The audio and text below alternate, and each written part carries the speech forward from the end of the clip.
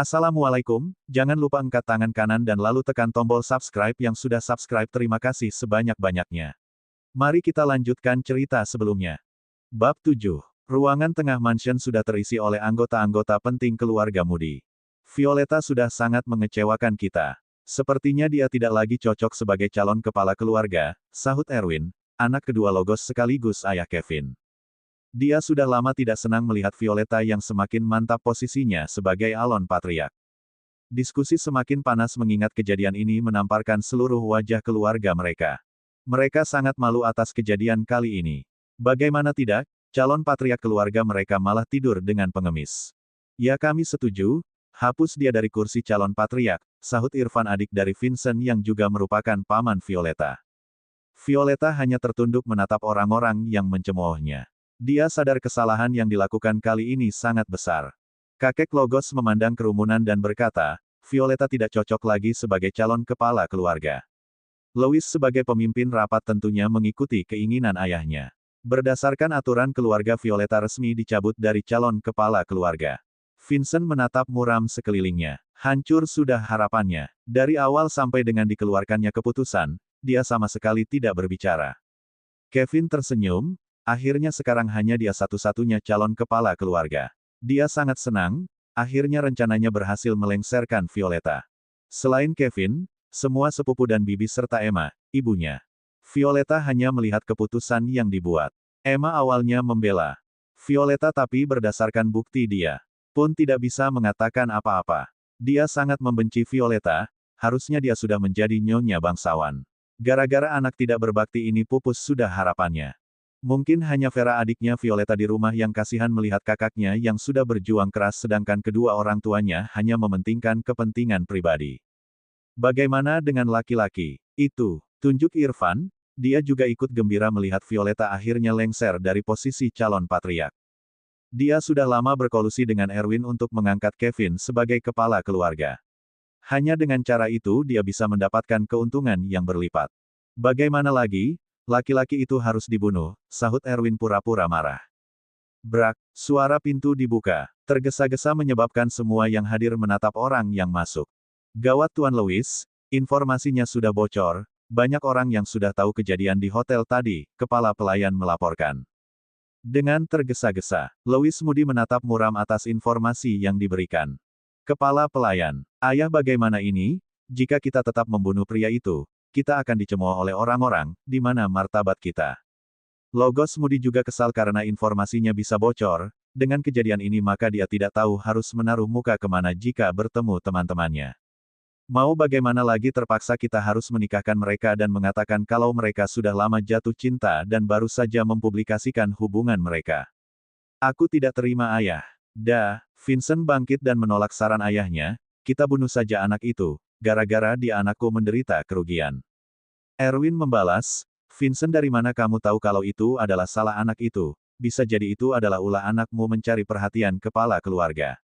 Louis menatap seluruh orang. Dia menghela napasnya, hampir semua orang di sini mementingkan kepentingan masing-masing, hanya sedikit saja yang benar-benar memikirkan kepentingan keluarga. Jika kita membunuhnya maka itu akan buruk untuk reputasi ayah yang sudah dibangun di kemiliteran. Sedangkan jika kita menikahkan mereka kita bisa menyangkal tuduhan yang diberikan oleh orang-orang.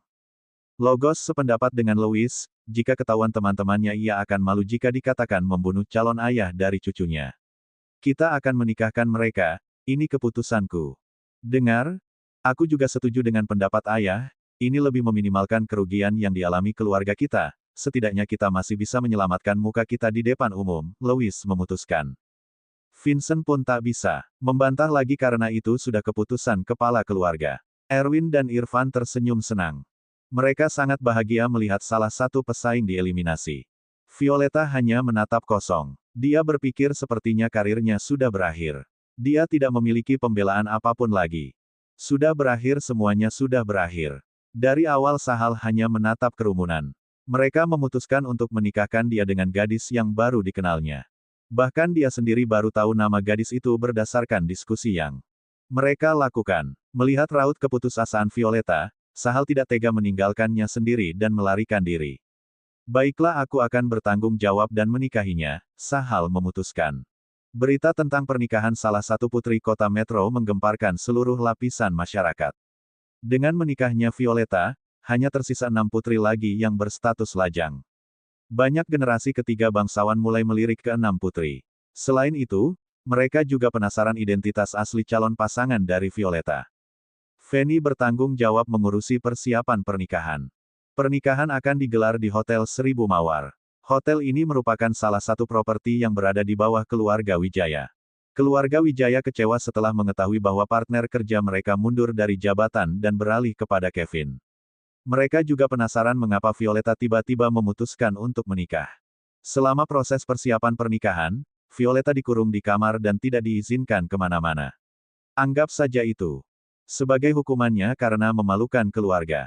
Sedangkan Sahal dikurung di salah satu sel tahanan yang ada di belakang rumah. Dia dijaga oleh beberapa pengawal agar tidak melarikan diri.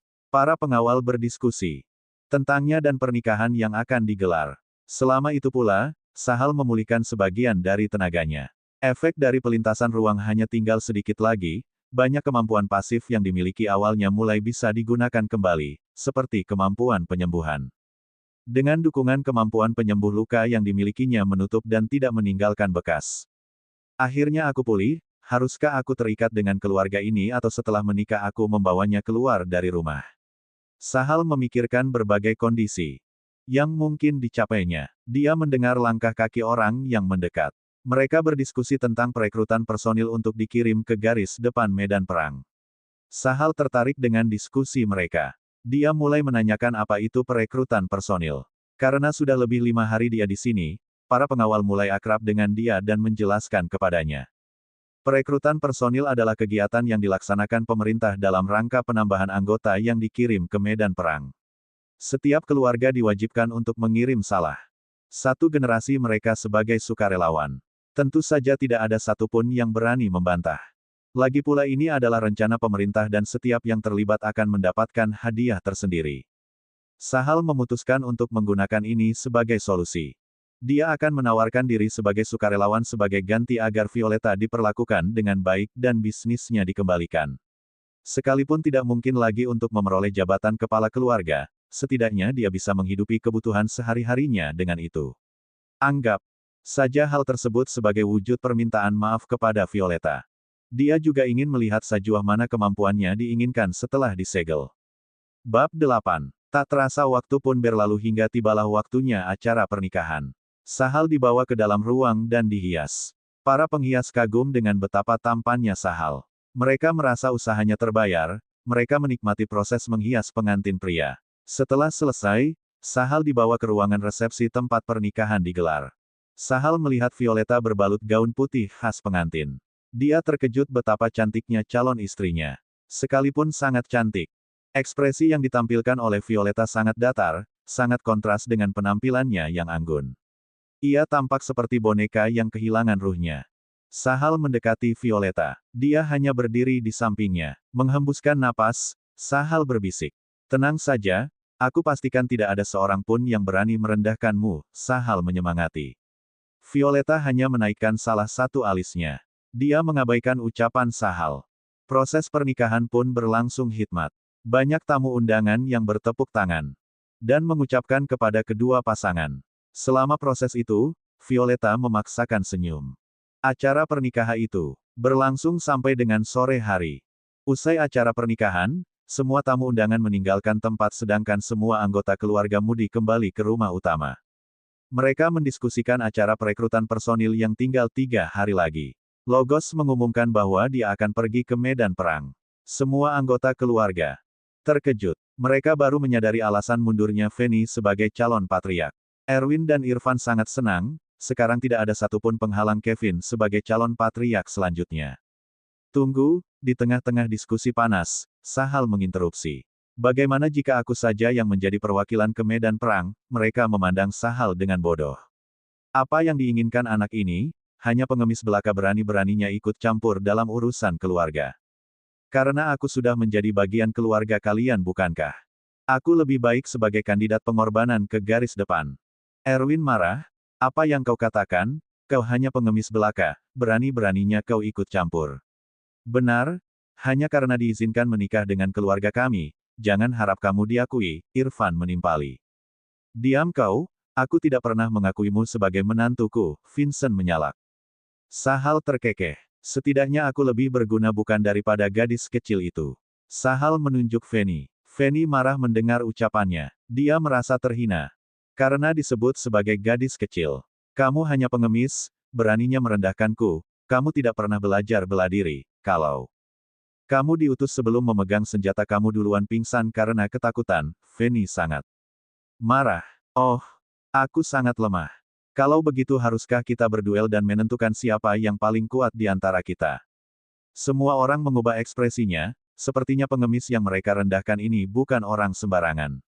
Dia tidak takut atau merasa terancam di bawah tatapan seluruh anggota keluarga, sebaliknya nada bicaranya memancarkan kesombongan. Baik, aku terima. Akan kubuat kamu menangis dan berlutut. Sepertinya menarik. Sebagai gantinya kalian harus mengabulkan permintaanku jika aku menang dalam duel ini. Beraninya kamu. Kamu kira keluarga Mudi itu lemah apa? Ingat kamu bukan siapa-siapa. Sahal mengabaikan Fanny dan menatap Logos. Bagaimana Pak Tua, jika aku menang, bisakah kamu menerima salah satu permintaanku? Logos menyipitkan mata. Dia tidak senang dengan sikap Sahal. Jika kamu masih keberatan bagaimana dengan semua pengawal keluargamu? Ditambah gadis kecil itu mereka semua akan melawanku. Kalau aku kalah aku akan menerima semua yang kalian putuskan, bahkan aku rela menjadi budak keluarga kalian. Bagaimana? Logos menatap dalam-dalam pemuda di depannya. Instingnya di militer menunjukkan kalau pemuda di depannya bukan orang biasa. Apakah dia membawa pulang ular ke rumahnya atau justru dia mendapatkan berkah? Logos mulai menimbang, sepertinya tidak ada ruginya bagi dia. Dia ingin menguji apakah kemampuan Fanny sudah meningkat atau masih tetap seperti sebelumnya. Bajingan, diam. Kau tidak diizinkan bicara di sini, Kevin meraung marah. Dia tidak suka melihat pengemis itu merendahkan keluarga mereka. Kamu juga bisa ikut bergabung, untuk apa terlalu banyak bicara. Kalau kamu lemah, katakan saja lemah, mengapa harus bersembunyi seperti itu? Sialan, kata-kata Sahal mengenai titik lemah hatinya. Dia memang pengecut karena itulah dia menolak awalnya ditunjuk sebagai sukarelawan. Aku akan menghajarmu. Kevin bergegas ke depan dan mengepalkan tinjunya. Dia sangat marah. Pukulan itu menghabiskan seluruh tenaganya. Dia yakin dia bakal mengenai Sahal. Semua orang hanya menatap bagaimana Kevin bertindak. Mereka menanti-nanti pengemis itu menderita di bawah pukulan Kevin. Namun, kejadian itu tidak terjadi. Sahal menangkap pukulan itu dengan tangan kirinya dan menendang Kevin dengan kaki kanannya. Mereka melihat Kevin dilemparkan ke sudut dan mengenai salah satu pilar mansion. Hanya dengan satu tendangan itu Kevin pingsan. Di bawah tatapan semua orang yang terkejut atas kejadian itu Sahal menatap Logos kembali. Bagaimana? Bukankah sekarang aku layak? Sahal tahu Logos sedang mengujinya dengan Kevin apakah dia layak diperhatikan atau tidak. Vincent sangat frustasi. Dia awalnya membayangkan pengemis itu tergeletak di tanah dan berlutut memohon maaf, tapi justru yang terjadi malah sebaliknya. Kakek, biarkan aku mengalahkannya, Fanny menatap tajam Sahal. Dari gerakan barusan dia tahu kalau Sahal bukan pengemis biasa. Logos akhirnya memutuskan, baik, jika kamu bisa mengalahkan Fanny, aku akan mengabulkan permintaanmu. Semua orang keluar dari mansion untuk melihat duel tersebut. Ada sebagian yang bersemangat ketika melihat bagaimana Kevin dikalahkan, setidaknya kali ini akan ada lawan yang cocok bagi Fanny. Fanny dan Sahal saling berhadapan pada jarak sekitar 10 meter. Apakah kamu siap? Tanya, Sahal. Fanny mencibir, aku akan memberimu keringanan, silahkan kamu menyerangku. Aku akan memberikan 3 kesempatan untukmu mengalahkanku. Hahaha, menarik. Kalau begitu aku akan memberimu 5 kesempatan untuk menyerangku.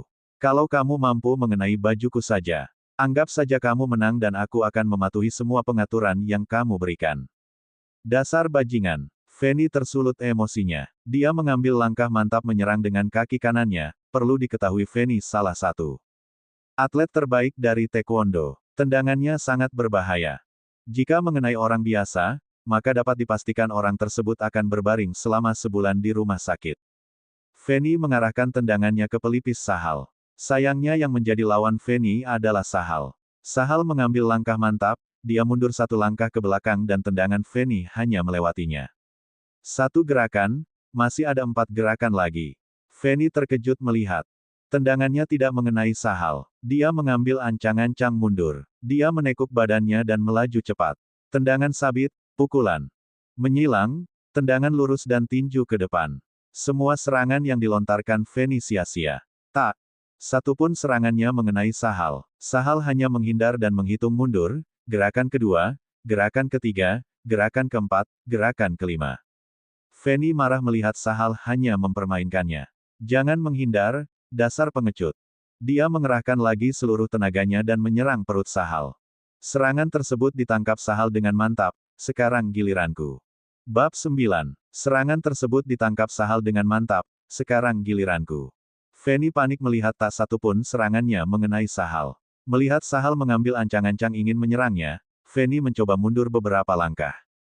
Sahal tersenyum. Dia mengambil langkah ke depan dan menyatukan tinjunya. Dia menyerang Fanny yang mencoba mundur. Wush! Efek serangan itu tidak mengenai Fanny. Serangan Sahal hanya melewati di antara bahu kanan dan pipinya. Fanny terdiam mematung. Apakah dia bercanda? Serangannya tidak mengenaiku. Mengapa aku ketakutan? Apakah aku benar-benar ketakutan? Pikirnya. Duar. Suara memekakkan telinga terdengar. Serangan Sahal nampak biasa tapi mengandung energi yang aneh. Para penonton terkejut. Baru kali ini mereka melihat ada manusia yang memiliki serangan yang sangat kuat. Daud wajah Fanny semakin memucat. Setelah meninju kekosongan, Sahal menepuk bahu Fanny. Kau kalah. Aku tidak kalah, seranganmu tidak mengenaiku.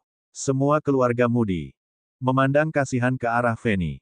Dia terlihat seperti seorang gadis bodoh yang tidak pernah melihat dunia. Lihat ke belakangmu. Fanny memalingkan wajahnya. Jika dia tidak melihat dengan mata kepalanya sendiri, mungkin dia akan merasa sanggup mengalahkan Sahal. Namun, setelah melihat ke belakang, nyalinya mulai ciut. Di belakang Fanny terdapat pos satpam tempat di mana para satpam menjaga gerbang kediaman keluarga Moody. Pos tersebut berukuran hampir 30 meter persegi. Tetapi bangunan itu sekarang tidak lagi ada, hanya tersisa puing-puingnya saja. Apakah kamu masih ingin mengatakan kalau kamu menang? Haruskah kita melanjutkan duel kita? Ucap Sahal dengan tersenyum main-main. Fanny tidak bergerak. Keringat dingin mulai keluar di sekujur tubuhnya. Dia tidak bisa membayangkan bagaimana jika pukulan tersebut benar-benar mengenainya. Aku kalah, karena tidak kuat lagi menopang tubuhnya. Fanny pun berlutut. Bagus, aku tidak ingin citraku buruk di keluarga istriku. Mau bagaimanapun juga kamu tetaplah sepupu istriku. Sahal membalikkan badan dan berjalan ke arah Logos. Apakah sekarang aku lulus seleksi? Logos tidak tahu harus senang atau sedih atas kejadian ini. Mungkin jika keluarga Moody mengirim Fanny ke garis depan dan Sahal, keluarga mereka akan memperoleh pencapaian yang tidak pernah dicapainya.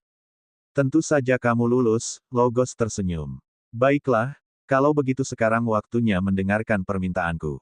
Apa permintaanmu? Logos mengantisipasi. Namun, senyum di wajahnya tidak pernah hilang. Tidak perlu mengirim Fanny ke medan perang, sebagai gantinya cukup aku saja yang pergi. Logos terkejut. Bukankah jika mereka pergi berdua justru lebih baik?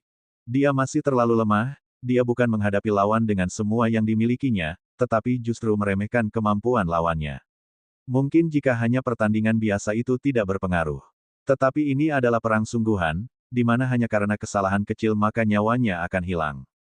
Fanny merasa marah. Baru kali ini dia direndahkan dan juga justru pengemis yang entah dari mana yang malah merendahkannya. Dia ingin bangkit dan melawan kembali, tetapi tubuhnya tidak mau mengikuti. Benar teror yang luar biasa sampai sekarang pun dia masih gemetar. Apakah itu permintaanmu? Logos bertanya. Bukan, itu hanya prasyarat saja. Logos mengerutkan keningnya, katakan saja permintaanmu. Aku tidak tahu bagaimana pembagian kekuasaan di dalam keluarga ini. Aku ingin istriku tetap memperoleh sebuah perusahaan di mana dia sendiri yang akan mengembangkannya.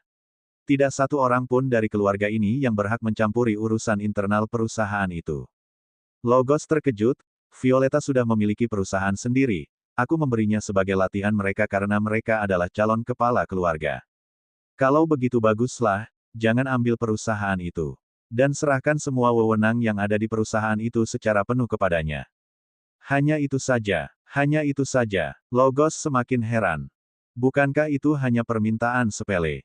Meskipun dia berencana mengambil kembali perusahaan itu karena kesalahan Violeta, tapi tidak mengapa jika perusahaan itu diserahkan saja sepenuhnya kepada Violeta. Lagi pula perusahaan itu hanyalah perusahaan kecil dari semua usaha yang dimiliki keluarga Moody. Baiklah, kalau begitu kamu bersiap, 3 hari lagi kamu akan berangkat ke medan perang. Kakek, apakah kakek akan menggantungkan semua kehormatan keluarga kita kepada pengemis itu? Kevin meraung. Dia tidak terima kalau Fanny tidak harus pergi ke medan perang. Kalau seperti ini semua rencananya akan berantakan. Rencana melengsarkan Violeta malah justru membuat kerugiannya berkali lipat. Jika Fanny kembali bersaing dengannya sebagai calon kepala keluarga, maka dipastikan Kevin akan kalah. Diam, ini keputusanku, kalau kamu tidak terima, silahkan tantang dia. Kevin memucat. Tanpa harus mencoba pun dia tahu kalau dia bukan lawan Sahal. Banyak pendukung Kevin yang mulai memikirkan rencana untuk berbalik arah sebagai pendukung Fanny. Karena mereka tahu, kemampuan Fanny sangat luar biasa, bahkan andai Kevin bergabung dengan Violeta pun mereka tidak bisa mengalahkan Fanny. Louis sangat senang, kalau Fanny tidak jadi pergi ke medan perang maka dipastikan dia akan dicalonkan kembali sebagai calon kepala keluarga. Sahal tersenyum mendengar keputusan Logos. Kau sangat bijak Pak Tua, Sahal menepuk bahu Logos dengan ringan. Semua penonton takjub melihat kebodohan sekaligus keberanian Sahal. Baru kali ini mereka melihat ada orang yang berani menepuk pundak mantan komandan militer dengan sengaja. Logos marah melihat pemuda di depannya meremehkannya. Tapi melihat bagaimana dia dengan santainya menghancurkan pos Satpam, dia tidak yakin apakah akan menang jika mereka berduel. Sahal mengabaikan ekspresi semua orang. Dia berjalan ke arah Violeta. Violeta dari awal sampai akhir hanya diam mengamati semua perubahan peristiwa yang terjadi. Dia melihat Sahal berjalan ke arahnya. Dia tidak tahu harus menangis atau marah. Dia merasa sangat senang kalau perusahaan yang sudah dikelolanya tidak diambil oleh kakeknya. Anggap saja ini permintaan maafku padamu, Sahal menepuk kepala Violeta dengan ringan. Air mata mulai jatuh di pipi Violeta. Akhirnya ada orang yang benar-benar membantunya mempertahankan perusahaan. Dia tidak menyangka orang yang tidak dikenalnya ini justru yang membelanya. Sahal terkejut melihat gadis kaku di depannya menangis. Ayo pulang, Violeta menghapus air matanya dan berbalik arah. Semua penonton hanya melihat adegan itu tanpa ada yang menginterupsi, bahkan Vincent, ayah Violeta sendiri tidak berani memotong pembicaraan mereka. Aku tidak boleh memprovokasinya, tekad Vincent di dalam hatinya. Violeta dan Sahal meninggalkan kediaman Moody. Merak menuju rumah Violeta. Dia sudah lama tidak tinggal bersama kedua orang tuanya. Mereka selalu berseteru di rumah hingga Violeta memutuskan untuk tinggal sendiri. Mereka tiba di kediaman Violeta. Rumah kontrakan yang dia sewa. Rumah itu berada tidak jauh dari kawasan Gunung Kabut. Perumahan itu dikenal dengan sebutan Perumahan Kabut Gunung Indah. Perumahan tersebut bukan termasuk perumahan yang bergengsi namun bukan pula perumahan kumuh. Perumahan itu termasuk perumahan kelas menengah yang ada di Metro. Bab 10. Silahkan masuk. Sahal memandang rumah istrinya. Rumah itu memiliki struktur bangunan yang sederhana dengan 2 kamar tidur dan 1 dapur juga 1 ruang tamu. Interior ruangannya sangat sederhana berkebalikan dengan interior rumah utama yang sangat mewah. Maaf rumahnya sedikit berantakan, semenjak kejadian itu aku dikurung di rumah orang tuaku. Dan tidak diizinkan pergi kemanapun. Tidak apa-apa, Sahal menjawab seadanya. Sahal duduk di sofa dan menikmatinya layaknya rumah sendiri. Ya bisa dibilang itu juga rumahnya. Violeta mengernyitkan kening melihat tingkah Sahal yang terkesan kurang ajar. Apakah kamu yakin ingin pergi ke medan perang? Violeta bertanya. Ya, kenapa? Apakah kamu mengkhawatirkanku? Sahal tersenyum. Mengapa aku harus mengkhawatirkanmu? Tentu saja karena aku suamimu. Kalau bukan Karen, kecelakaan itu, kamu hanya orang asing. Untung saja yang menjadi korban kecelakaan itu aku, bagaimana jika pengemis yang lain?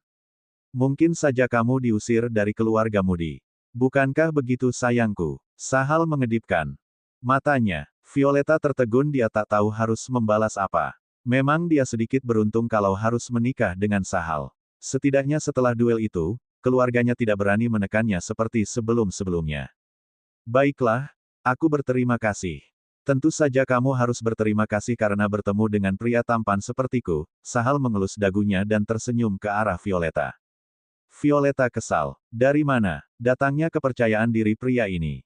Hahaha, aku bercanda. Ceritakan tentang dirimu, Sahal tertawa melihat kekesalan Violeta yang terkesan imut. Violeta menghela napas. Dia duduk dan mulai menceritakan dirinya.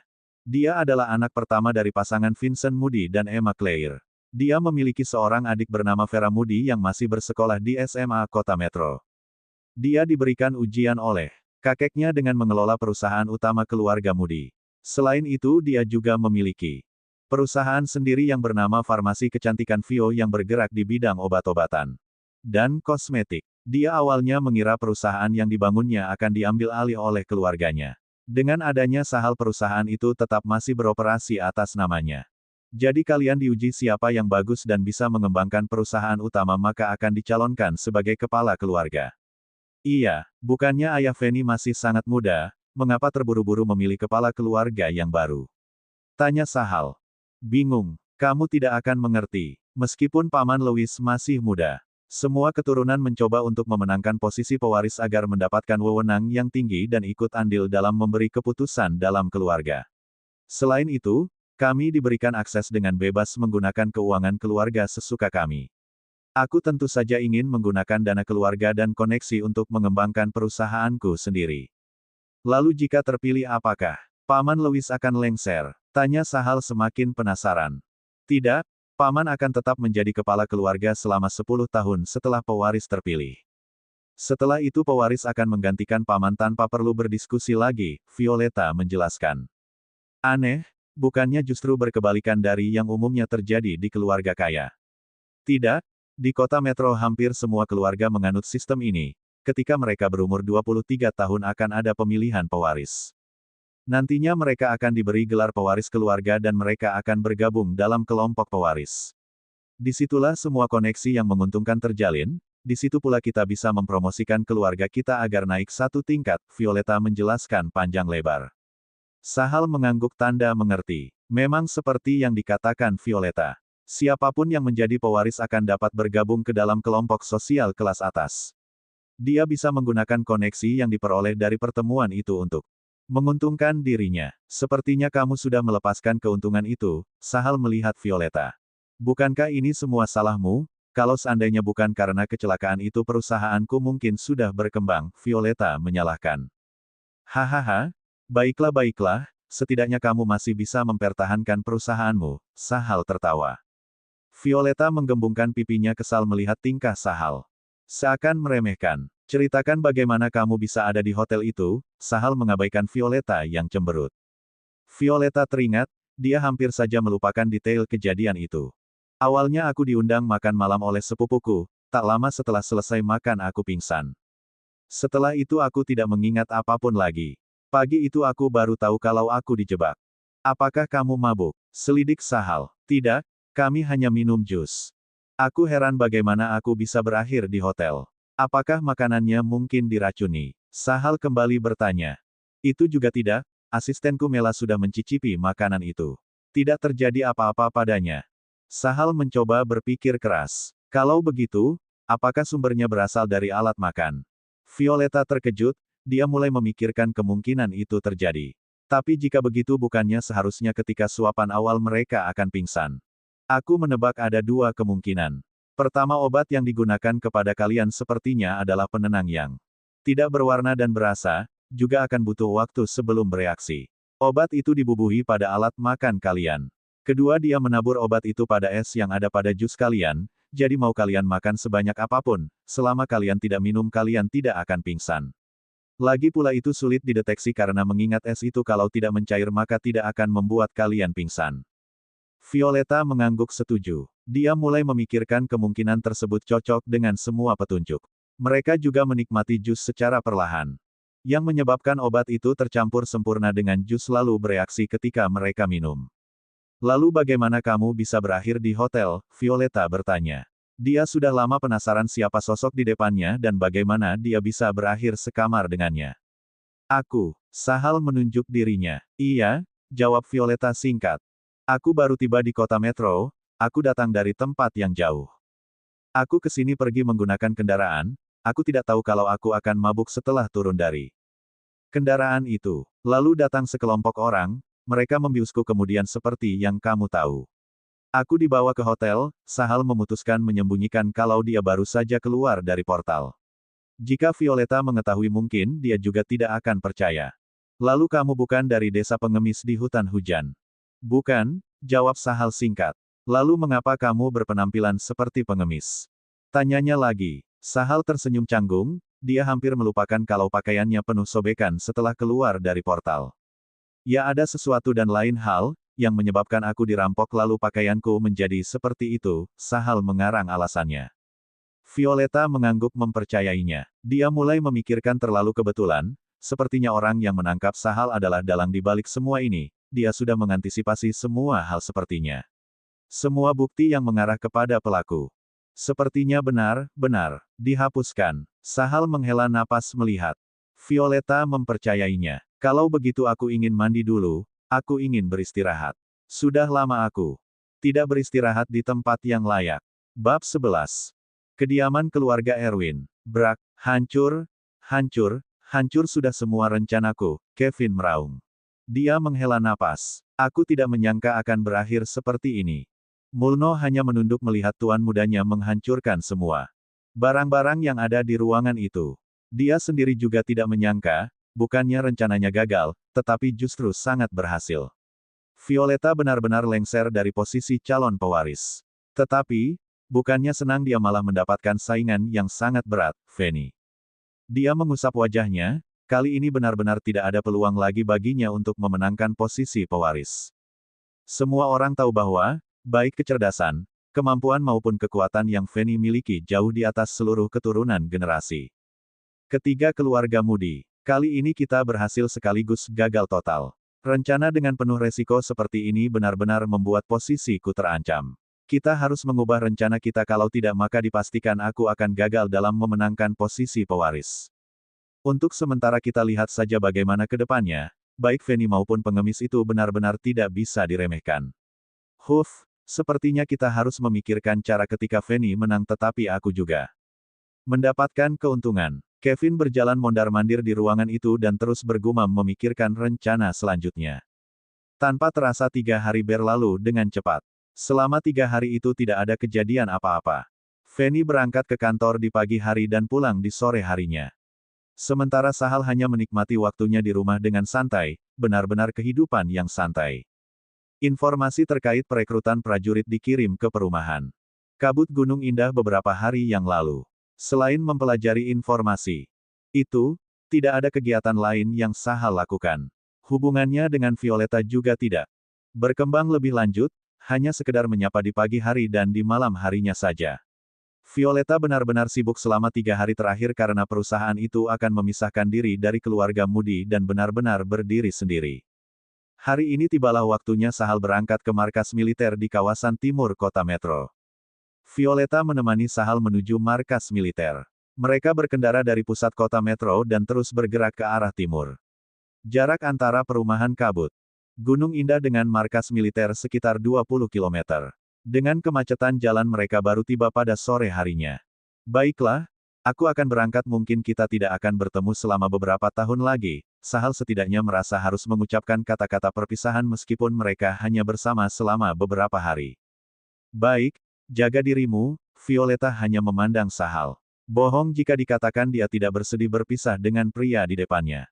Meskipun pertemuan mereka hanyalah kecelakaan, namun selama 3 hari ini dia benar-benar merasa aman. Setelah mengetahui duel antara Fanny dengan Sahal banyak tekanan yang dulunya dirasakannya berkurang. Banyak pihak-pihak yang dulunya mengusiknya memilih untuk menarik garis. Fanny saja mereka tidak berani melawan, apalagi pria yang berhasil mengalahkan Fanny dengan telak. Sahal memandang gadis di depannya. Dia bisa melihat gadis di depannya merasakan kesedihan. Meskipun tidak ada interaksi yang intens selama beberapa hari terakhir, Sahal bisa merasakan bahwa gadis di depannya adalah orang baik. Tidak perlu bersedih. Aku akan kembali dalam beberapa tahun. Aku tidak percaya kamu benar-benar tertarik padaku hanya dalam waktu beberapa hari. Menjadi tampan sangat meresahkan, Sahal berpura-pura merasa kesusahan.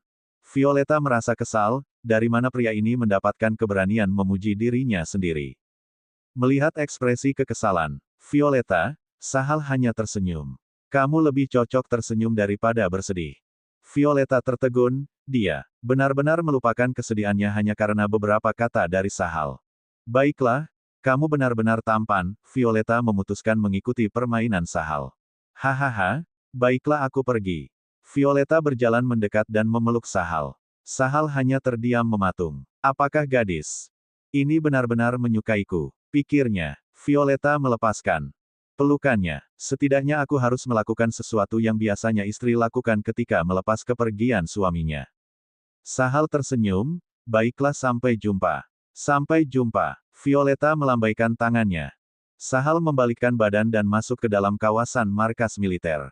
Markas Militer Timur merupakan salah satu pangkalan kota metro dalam mengirimkan bala bantuan ke medan perang, mewakili kota metro. Nantinya pasukan ini akan bergabung dengan pasukan yang ada di kota lainnya dan mereka sama-sama dikirimkan ke garda depan. Setelah menunjukkan berkas-berkasnya, Sahal diarahkan ke kamp militer. Setibanya di kamp militer mereka langsung dibariskan dan diberikan pengarahan awal. Banyak pemuda kota metro yang merasa bahwa para inspektur terburu-buru. Banyak orang yang belum tiba namun, para inspektur langsung memberikan arahan. Mereka hanya beristirahat selama sehari dan besoknya mereka akan langsung dikirim ke garda depan. Sepertinya keadaan medan perang sangat kacau. Aku mendapat kabar pasukan Kelron disudutkan dan meminta bantuan kota metro. Mereka sepertinya terperangkap di wilayah hutan hitam, seorang pemuda yang berumur 20-an berbicara kepada Sahal. Sahal menaikkan alisnya. Sepertinya itu sebabnya para inspektur terlihat terburu-buru. Siapa namamu? Tanya pemuda itu. Sahal Amra, jawab Sahal. Seadanya, pemuda itu mengernyitkan dahinya, dia merasa Sahal sedikit sombong. Mungkin dia dari keluarga besar, pikirnya. Aku Arjuan Kasna dari keluarga Kasna, pemuda itu memperkenalkan dirinya sendiri. Sahal hanya mengangguk. Arjuan semakin heran, apakah Sahal benar-benar tidak pernah mendengar keluarga Kasna, salah satu keluarga kelas 1 kota metro. Aku belum pernah mendengar. Keluarga Amra, apakah kamu dari luar kota metro? Sahal terkejut, dia mendapatkan informasi baru. Sepertinya tidak hanya penduduk kota metro saja yang mendaftar, namun ada pihak di luar kota metro yang ikut mendaftar. Sahal menjawab, aku perwakilan keluarga Mudi. Keluarga Mudi. Arjuan mengusap dagunya memikirkan keluarga Mudi yang mana. Oh, aku baru ingat, kamu dari keluarga Mudi kelas 2 ya. Sahal mengangguk, tidak hampir saja memikirkan kalau keluarga Mudi tidak terkenal melihat respon Arjuan yang melambat.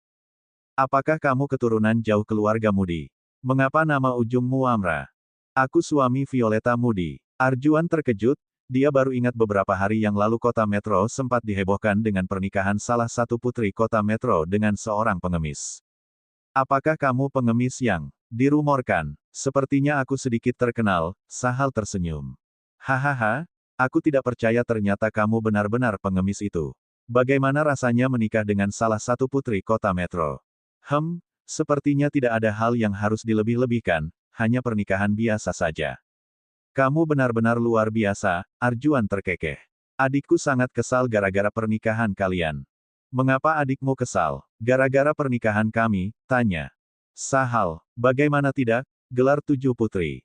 Kota metro jadi hancur gara-gara pernikahan Violeta. Adikku juga termasuk salah satu dari 7 putri. Kota metro, namanya Kelly Kasna. Kamu tidak mengenalnya? Tidak, jawab Sahal. Apakah kamu bukan dari kota metro? Bukan. Dari mana kamu berasal? Maaf aku tidak bisa memberitahumu. Baiklah. Semua orang punya rahasianya tersendiri. Bab 12. Sahal hanya mengangguk. Dia heran melihat ada keturunan keluarga kelas 1 yang mengobrol santai dengannya. Aku penasaran, mengapa kamu mau berbicara denganku mengingat aku hanya seorang pengemis, tanya Sahal.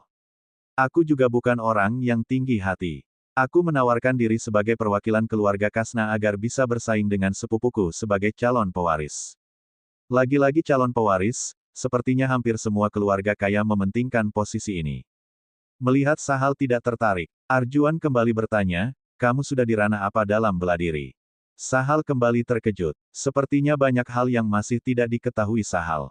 Aku tidak belajar bela diri. Kamu tidak belajar bela diri tetapi menawarkan diri sebagai garda depan. Benar-benar tidak sayang nyawa, Arjuan menggeleng kepalanya. Sepertinya kota metro benar-benar terdesak. Bahkan mereka yang tidak belajar bela diri pun diikut sertakan. Sahal hanya terdiam memandang ke depan. Dia penasaran Arjuan sudah berada di ranah apa tetapi mengurungkan niatnya. Aku sudah berada di ranah ketiga daftar Garuda, Arjuan sepertinya paham kalau Sahal ingin bertanya padanya. Apa itu daftar Garuda? Arjuan kembali terkejut. Kamu benar-benar tidak mengetahui apa-apa tentang bela diri. Apakah kamu berasal dari desa yang jauh?